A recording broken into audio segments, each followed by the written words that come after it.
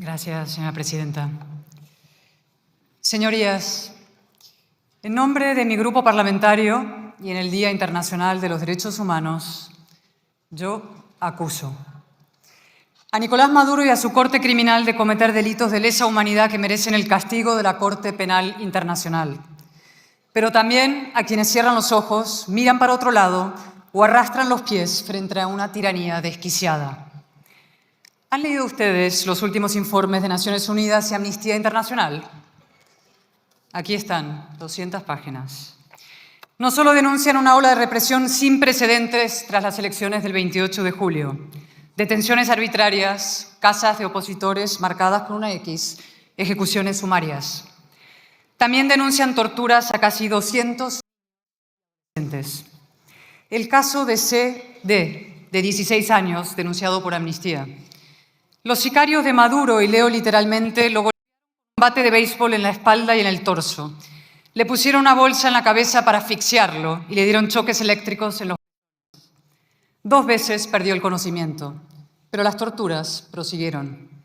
Lo tumbaron en el suelo, en fila, con otros presos. Uno a uno pasaban militares dándoles golpes para que confesara supuestos pagos por atacar instalaciones del Estado. Todo sórdido, todo falso. El caso de Mariana González, también detenida en la resaca del fraude electoral, acusada sin pruebas de terrorismo, torturada. Lean la carta que escribió a su madre, una mezcla de ternura y de terror. Mamá, le dice, antes que seguir sufriendo. Maduro no ha tenido más remedio que liberarla, claro. Pero ahí siguen otros 69 niños y adolescentes como ella, y más de 1.900 adultos, mujeres embarazadas, ancianos, incluso personas discapacitadas. Venezuela es hoy un inmenso campo de torturas, una selva sin ley. Y bien lo saben las víctimas y los presos políticos que hoy nos acompañan desde la tribuna y a los que reitero el apoyo y el afecto de mi grupo. Yo acuso a los líderes y gobiernos internacionales que siguen respaldando a este régimen de terror. Colombia, por ejemplo, destino de millones de exiliados venezolanos. Yo los he visto en la frontera de Cúcuta, madres descalzas cargando a sus niños en brazos, familias enteras huyendo de la violencia y la miseria. ¿Cómo es posible que su gobierno no haga nada para frenar este desastre humanitario? ¿Qué pactos inconfesables, qué oscuras componendas tiene Petro con Maduro o con Diosdado Cabello, el que manda ahora? ¿Y cómo se explica la pasividad de Brasil? Presume de interlocución con la dictadura, asumió la custodia de la Embajada Argentina en Caracas y permite que los 6 miembros del equipo de María Corina Machado, que llevan desde marzo allí asilados, sean hostigados y acosados sin piedad. He hablado con ellos, sin luz, sin agua, sin apenas comida, rodeados de un lado por las embajadas de Rusia y Corea del Norte, del otro por viviendas expropiadas a golpe de armas largas y reconvertidas en cuarteles del SEBIN. Son rehenes de una organización criminal. 2 de ellos tienen la nacionalidad italiana. Magalí Meda, la jefa de campaña de las Fuerzas Democráticas, es española. ¿Y nadie hace nada? ¿Dónde están los cuerpos diplomáticos de las democracias occidentales? ¿Disfrutando de las paradisíacas playas venezolanas? ¿Preparando la Navidad? ¿Y dónde está el Vaticano? El abandono que sufren los demócratas venezolanos es una vergüenza internacional. Yo acuso al Gobierno de España. No solo ha ignorado la decisión de esta Cámara que el pasado 11 de septiembre, hace hoy 3 meses, le instó a reconocer a Edmundo González como presidente electo de Venezuela. Tuvimos, sí, señorías, la inteligencia de ser decentes. No solo ha despreciado la verdad recogida en las actas y la voluntad soberana de un pueblo hermano, es que encima nos toma por idiotas. Dijo el señor Álvarez el otro día, he visto alusiones en la prensa, pero Edmundo González no me ha pedido directamente que lo reconozca como presidente. ¿Qué pretende su excelencia? ¿Una visita genuflexa? ¿Una carta lacrada? ¿Y por qué desdeña a los países que sí lo han reconocido? No debería. Son, entre otros, Italia y Estados Unidos. ¿Y por qué insiste en escudarse en el consenso europeo? Lo dijimos en septiembre y lo repetimos. Lo que vale para Palestina no vale para Venezuela. ¿Son los venezolanos ciudadanos de segunda? ¿Y los españoles? Porque ya son 16 los españoles en cárceles chavistas, entre ellos Rocío San Miguel, abogada, activista por los derechos humanos y un referente. ¿Qué ha hecho el Gobierno por ella? Díganoslo, señorías del PSOE. ¿Y qué va a ser el nuevo embajador?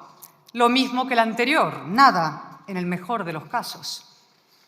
Yo acuso a los empresarios y a los lobistas y a los comisionistas que siguen haciendo negocio con la dictadura, que anteponen sus intereses económicos a la vida de millones de personas, que tratan y pactan con Delcy Rodríguez como si fuera la ministra de un gobierno, en fin, ligeramente autoritario y no la cabecilla de una organización criminal. Por cierto, por fin vamos conociendo las andanzas y alianzas de esta señora en España. El hecho insólito de que el señor Sánchez conociera y aprobara su visita contra el nítido veto europeo. Ahora los socialistas hacen como que no conocen a Ábalos, pasaba por ahí. Nada de eso. Era el hombre fuerte del gobierno y del partido, la sombra de Sánchez, para esto y para todo. De aquellas complicidades, estas claudicaciones, como las del señor Zapatero. Zapatero, el íntimo aliado de los hermanos Rodríguez, el observador electoral en jefe de Maduro, el único que no ha reconocido su derrota, por fin empieza a retratarse. Ayer dijo: llevo casi 20 años intentando que esto no acabe en un enfrentamiento civil. Falso. Lleva 20 años corrompiendo la palabra diálogo al servicio de la dictadura. Y luego fue más lejos. Justificó las muertes y torturas diciendo que Maduro ha ganado muchas elecciones, todas fraudulentas. ¡Qué inmoralidad! Sí, señorías, mi grupo no se limita a pedirles hoy su apoyo para esta proposición no de ley. Que España se adhiera a la denuncia contra un régimen que ejerce el terror contra su población. Que el Gobierno pida a la Corte Penal Internacional que dicte ya las órdenes de arresto contra Maduro y los demás responsables de los crímenes de lesa humanidad perpetrados en Venezuela. Es lo mínimo, porque además esas órdenes acabarán dictándose. Basta escuchar con atención las palabras del fiscal Khan la semana pasada en La Haya, su referencia a la represión postelectoral, su defensa de los menores presos. Nicolás Maduro, Diosdado Cabello, Jorge y Delcy Rodríguez, Tarek William Saab, todos van camino del banquillo. La verdad y la justicia se impondrán. Lo importante, lo crucial ahora, es que lo hagan cuanto antes. El pasado 24 de agosto el señor Borrell declaró: de aquí al 10 de enero hay tiempo. No, no lo había, ni lo hay. En Venezuela el tiempo se cuenta por muertos. Y por eso, señorías, acabo con una pregunta que no tiene nada de retórica. ¿Qué más tiene que ocurrir para que el fin de la dictadura venezolana sea una prioridad de la comunidad internacional? Para que los gobiernos democráticos, empezando por el español, abandonen su indiferencia y su equidistancia, su cobardía y su complicidad. Tienen que detener a María Corina Machado, tienen que encerrarla en el helicoide, la versión venezolana del matadero sirio de Zendaya, tienen que silenciarla, incluso definitivamente. Sí, no me miren así, mírense así. Piensen en Alexei Navalny. También decían de él: es demasiado conocido, demasiado importante, Putin no se atreverá. Apelo a su responsabilidad, señorías, y a sus conciencias. Muchas gracias.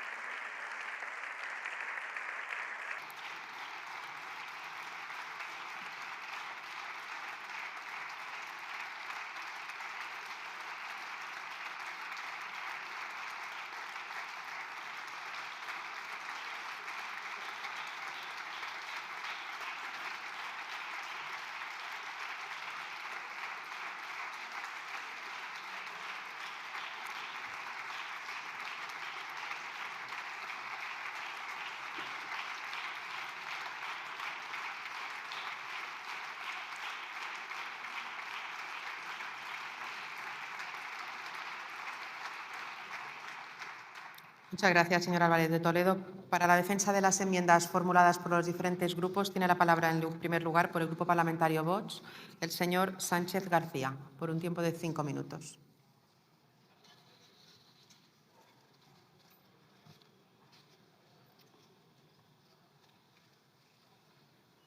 Señor Sánchez.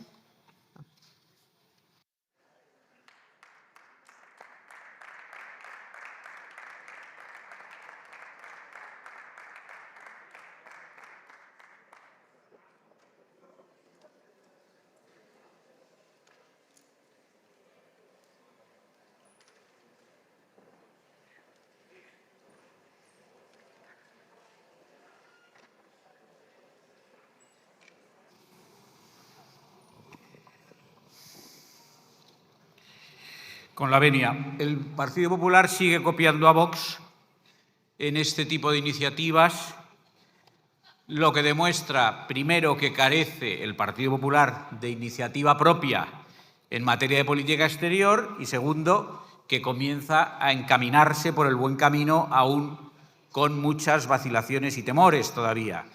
Si ayer en la Comisión Mixta Unión Europea copiaba casi al pie de la letra las iniciativas de Vox para que se suspenda y eventualmente se denuncie el acuerdo de diálogo político y de cooperación entre Cuba y los Estados Unidos de la Unión Europea de 2016, al tiempo el PP no aceptaba las enmiendas de Vox para que se instase al Gobierno a alinearse con la política ya muy próxima del electo presidente Trump en relación con Cuba. El pretexto fue que el Partido Popular no sabía cuál iba a ser esa política. Pretexto, digo, y digo bien, porque es perfectamente conocida la postura sobre esta cuestión del preconizado secretario de Estado, el senador Marco Rubio, hijo de exiliados cubanos, que en el pasado y recientemente informaba antes de ayer, es decir, un día antes de ese pretexto alegado sin fundamento por el PP, informaba a la CNN que había reiterado que su propósito es incrementar el embargo comercial a la República de Cuba, incrementar por consiguiente las sanciones económicas y corregir la política de la administración Biden, que se ha caracterizado por ampliar los vuelos a destinos desde los Estados Unidos en la isla de Cuba y abrir los sistemas de pago en línea a los empresarios cubanos.